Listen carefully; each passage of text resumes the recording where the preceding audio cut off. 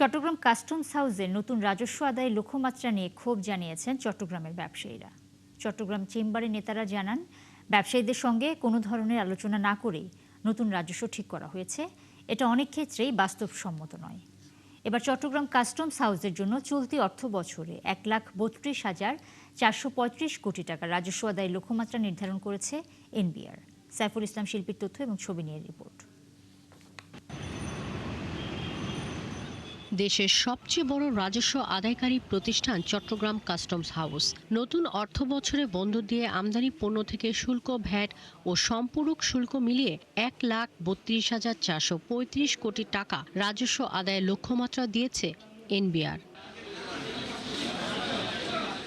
তবে 2024 ও 26 অর্থ বছরে 1,02,000 কোটি টাকা লক্ষ্যমাত্রার বিপরীতে আদায় হয়েছে 85,000 কোটি টাকা, যে কারণে কাস্টমস কর্মকর্তারা বলছেন 47,000 কোটি টাকার বেশি আদায় অনেক কঠিন। 2026-27 অর্থ বছরে আমাদের লক্ষ্যমাত্রা নির্ধারণ করা হয়েছে 1,32,435 কোটি টাকা। বিগত অর্থ বছরে আমরা 12.37% প্রবৃদ্ধি ইতিমধ্যে অর্জন করতে পেরেছি এবং শুধুমাত্র জুন মাসে আমাদের 69%-এর মতো বড় ধরনের প্রবৃদ্ধি এসেছে। এ নিয়ে চট্টগ্রাম চেম্বারের সভাপতি জানান, ব্যবসায়ীদের সঙ্গে কোনো ধরনের আলোচনা ছাড়াই এমন উচ্চ লক্ষ্যমাত্রা ধরা বাস্তবসম্মত নয়। নিচে যে দুর্বল পয়েন্টগুলি আছে, আজকে আর্টিফিশিয়াল ইন্টেলিজেন্সের যুগে এই দুর্বল থাকবো কেন?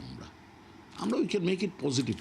আমার কথা হলো, আপনি যে লক্ষ্যমাত্রা করেছেন, আপনি চিটাগং চেম্বারকে নিয়ে বসেন, আদার ট্রেড বডিকে নিয়ে বসেন, একসাথে বসে আপনারা বের করেন ওয়ার ইজ দ্য লিকোনিয়া, how to go ahead, how to way forward, কিভাবে আপনি বাড়াতে পারেন, আমরা আপনাকে বের করে দেবো। আর চট্টগ্রাম কাস্টমস এজেন্ট অ্যাসোসিয়েশনের সভাপতি জানান, সবশেষ 2025-26 অর্থ বছরে আমদানি পণ্যের কাস্টমস মূল্য ছিল 5,85,000 কোটি টাকা। এই বিশাল আমদানি থেকেই রাজস্ব আদায়ের লক্ষ্যমাত্রা পূরণ হতে পারে। সেক্ষেত্রে আমদানিতে মিথ্যা ঘোষণা, পণ্যের প্রকৃত মূল্য কম দেখানো এবং শুল্ক ফাঁকির প্রবণতা বন্ধ করতে হবে। অনেক ব্যবসায়ীদেরকে মাসোয়ারা দিতে হয়, অনেক ব্যবসায়ীকে সাজা দেওয়া হয়, অনেক ব্যবসায়ীকে ক্ষতি করা হয়। এই উদ্দেশ্য যদি সাধন হয়, তাহলে কোনোভাবেই এই বিশাল লক্ষ্যমাত্রা অর্জন করা যাবে না।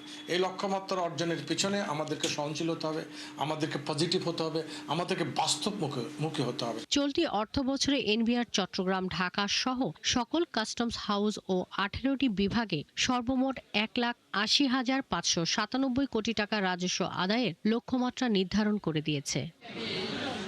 শাকিলা শম্পা, 71।